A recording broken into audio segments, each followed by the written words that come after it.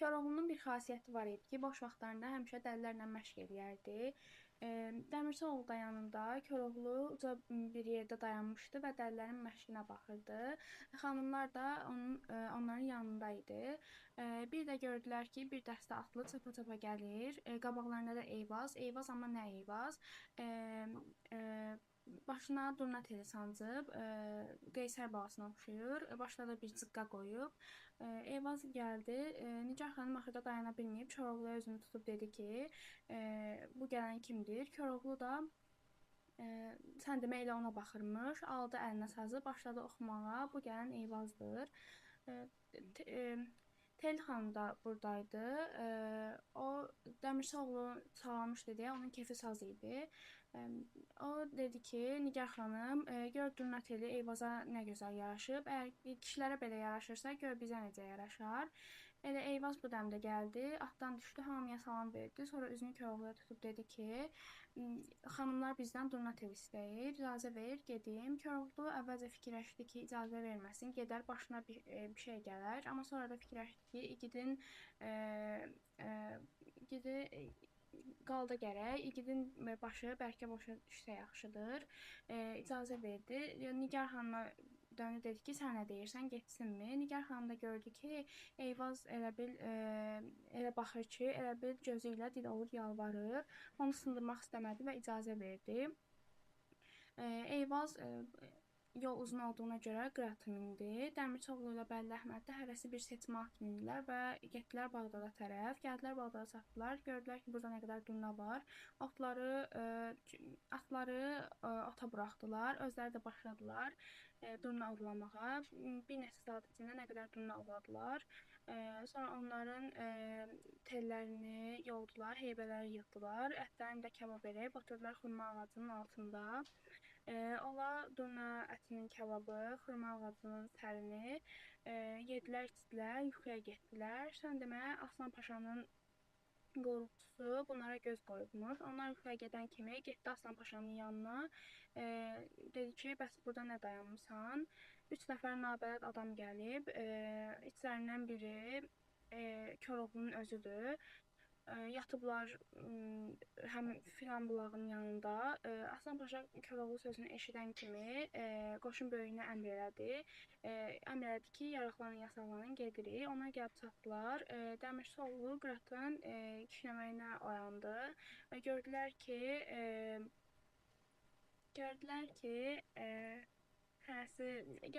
dörd bir yana qoşun sarıb. Başladılar döyüşməyə. Sağdan vurdular, soldan gəldi. Soldan vurdular, sağdan gəldi. Qoşun çərkəyə dönmüşdü. Gəldikcə arxası gəlirdi. Axırda onların hərəsini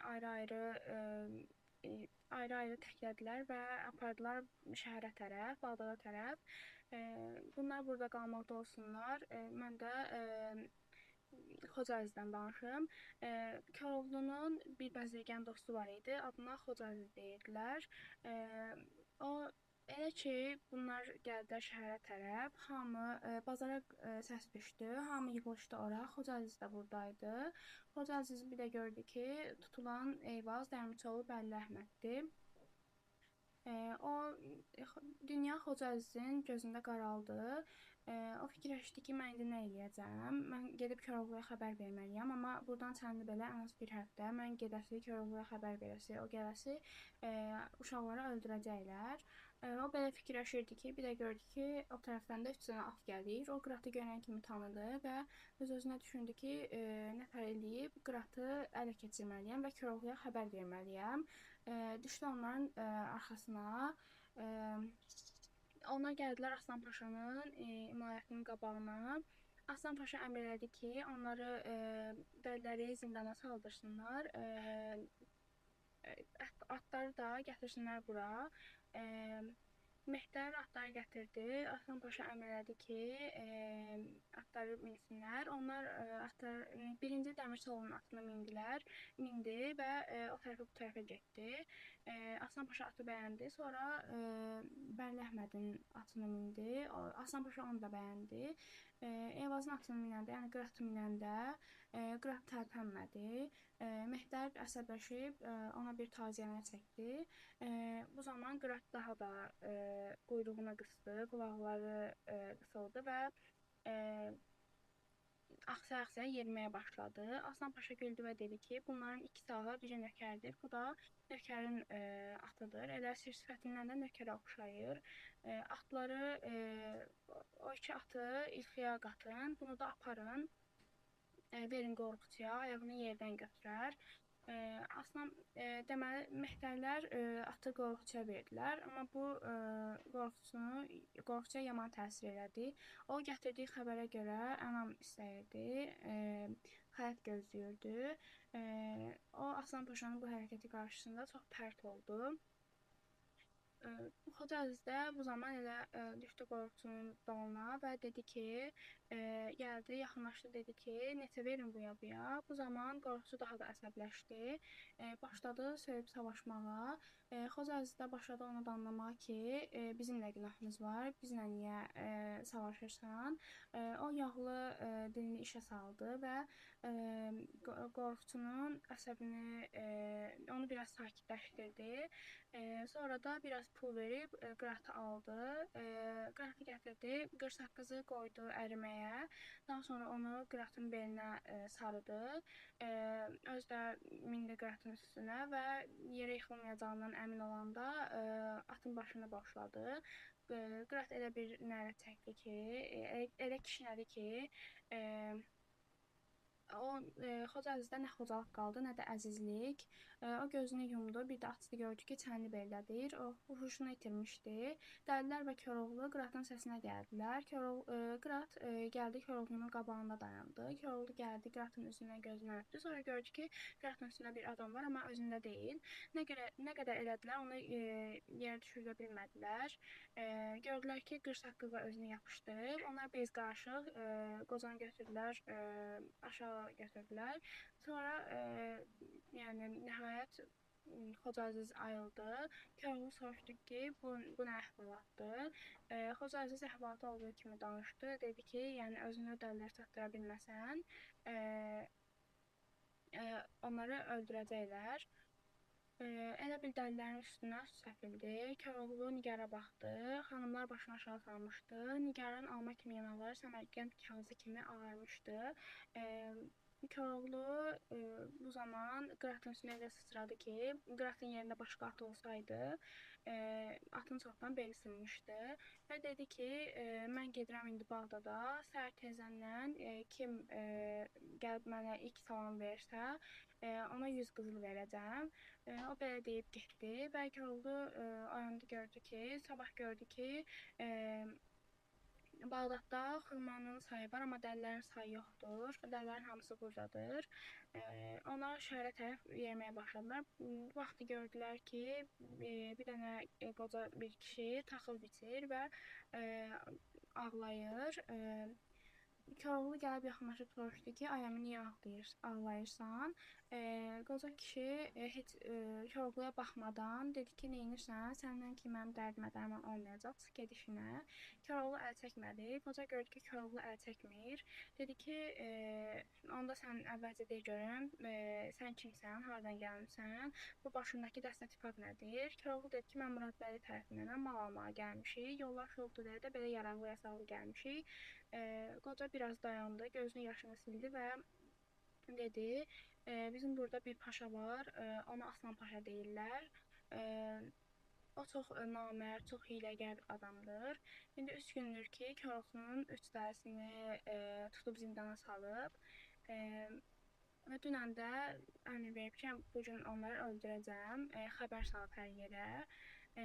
Koroğlu bu vaxt dəlilərə dedi ki, yəni dəlilərə qaş gözəldi. Dəlilər bir neçə saatın içində qocanın bütün taxılını yığdılar, hazır elədilər. Qoca matmətdə qalmışdı. O əvvəlcə fikirləşdi ki, bunlar Aslan Paşanın adamlarıdır. Sonra da gördü ki, yox, bu düşməciliyə oxşamır. Dəlilər işini bitirəndən sonra Koroğlu üzünü ona tutub dedi, mən həmin o Koroğluyam. İndi Aslan Paşanın ürəyinə elə bir od qoyacam ki, məşələcən yansın. Sən də Aslan Paşanın xəzinəsinin qabağında əlində bir xurcunla məni gözləyərsən. Sonra o istədi ki, dəlilərə hay vursun ki, gedirik. Qoca onu dayandırdı və dedi: "Sən indi şəhərə belə girsən, səni tanıyacaqlar. Yaxşısı odur ki, sən tək get. Adamlar da, dəlilər də hərəsi 3-5 o tərəfə bu tərəfə dağılsınlar." Koroğlu dedi ki, mən gedirəm Aslan Paşanın məclisinə. Onların başına elə qatacağam ki, siz də gedin yerinizi tutun. Sonra onlar getdilər. Koroğlu gəldi məclisə. Aslan Paşanın kefi saz idi. O tərəfdə taxt qurulmuşdu. Sədrəzəm gəldi və əhaliyə deyilməsini dedi, tapşırılmasını tapşırdı. Və bir dəstə də qoydular, yaraqlı-yasaqlı bir dəstə qoydular ora ki, birdən iş istədikləri kimi getməz. İndi Koroğlu gəldi məclisə. Aslan Paşa Koroğlunun aşıq paltarını da gördü və dedi ki, yanışaqsanmı? Koroğlu dedi, bəli paşam, yanışağam. Koroğlunun sözlərindən bilirsənmi? Koroğlu bu vaxt dedi ki, Koroğlu, mən sənə söz deyim ki, söz olsun. Koroğlu kimdir ki, onun sözləri belə bir məclisdə deyilsin. Bu zaman Aslan Paşa dedi ki, yox, sən bilmirsən. Mən 3 gündür ki, Koroğlunun öz dərisini tutturmuşam. Bu şadyanlıq da onun şadyanlığıdır. İndi onun sözlərindən de ki, ürəkləri şənlənsin. Koroğlu bu vaxt dar ağacındakı Dəmirçioğlu, Bəli Əhməd və Eyvaza baxdı, başladı oxumağa. Aslan Paşa onun oxumağını bəyəndi və dedi ki, lap Koroğlu kimi oxuyursan. Sonra Koroğlu Eyvaza baxdı, gördü ki, Eyvaz elə baxır ki, sevincindən də gözləri dolub durub.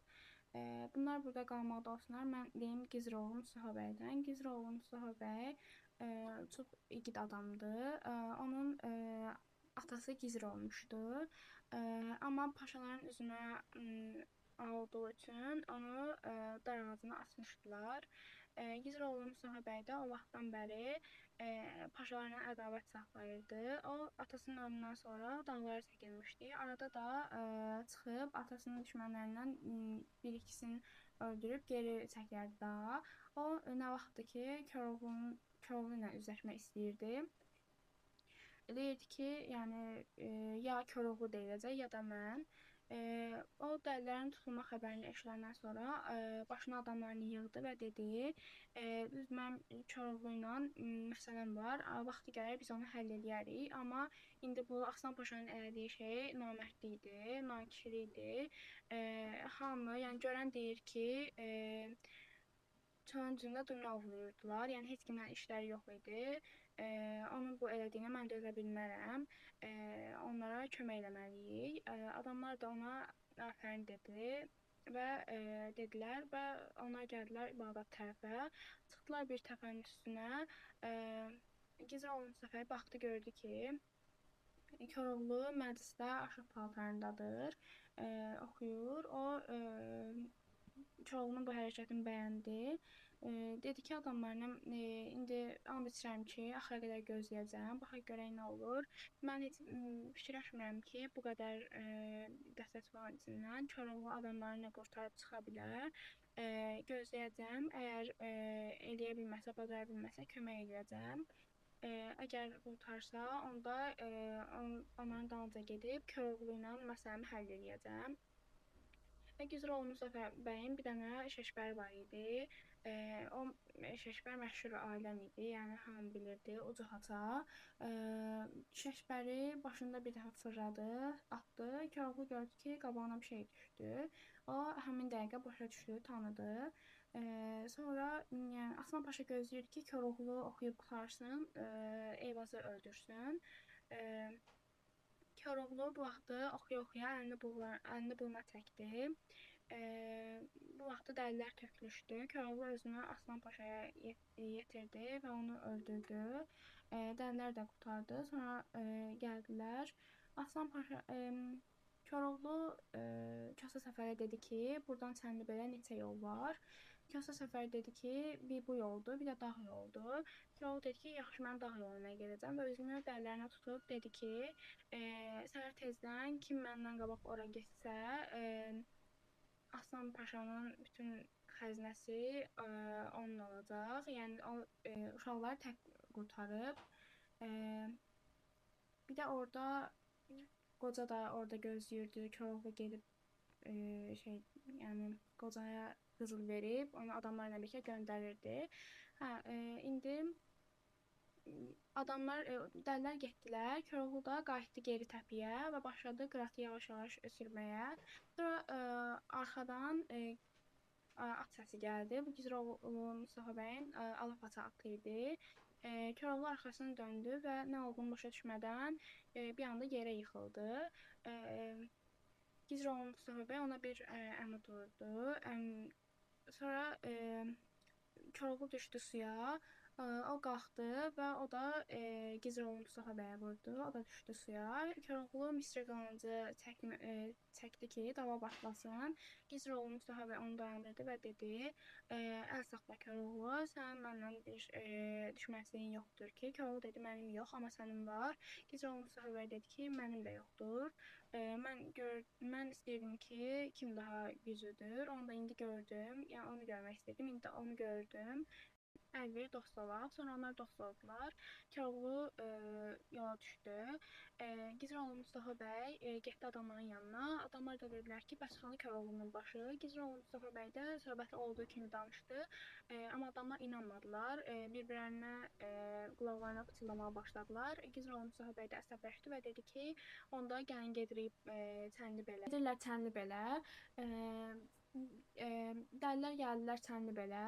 Kosa Səfər oradan Nigar xanımı görüb qışqırdı ki, bəs Koroğlu gəlib. Nigar xanım dedi ki, yox. Sonra onlar sevindilər ki, bu dəfə də mərci biz utduq, biz qazandıq. Arxadan Qıratın səsini eşitdilər. Döndülər, gördülər ki, Qırat orada otlayır, Koroğlu da uzanıb və dedilər ki, Koroğluya yenə sən utdun Koroğlu. Koroğlu dedi ki, düzdür, mərci mən utdum, amma mən demişdim ki, hər dəfə deyirik ki, kim gəlib mənə salam versə ilk, ona 100 qızıl verəcəm. İndi də siz hamınız bir anda gəlib mənə salam verdiniz və Aslan Paşanın xəzinəsi elə bu qədərdir. Ona görə də hamınıza 100 qızıl verirəm və Aslan Paşanın xəzinəsi sizin olur. Sonra onlar başladılar şadyanlıq eləməyə, yeyib içdilər. Bu vaxt Gizroğlu Mustafa bəy və adamları gəldi. Gördülər ki, kefləri sazdı. Gizroğlu dedi ki, indi dəyməyək, keflərini pozmayaq, qutarsınlar, sonra gedərik. Nigar Koroğluya dedi ki, Koroğlu, danış görüm dəlləri necə qurtardın? Koroğlu olduğu kimi söhbəti danışdı. Sonra Nigar dedi ki, Koroğlu, səndən səndən daha igid biri varmı bu aləmdə? Koroğlu başladı, əlinə sazı aldı, başladı, dedi ki, Gizroğlunu dedi. Gizroğlu bunu gördü və adamlarla birlikdə gəldi məclisə. O olduğu kimi əhvalatı danışdı və Koroğluya dedi ki, Koroğlu, sən çox igid adamsan, amma özgəsini daha çox oyub özünü alçaldırsan. Sonra bundan sonra da o söhbəti olduğu kimi danışdı. Gizroğlu Mustafa bəy və onun adamları da məclisə qatıldılar, yedilər, içdilər və Təşəkkür edirəm.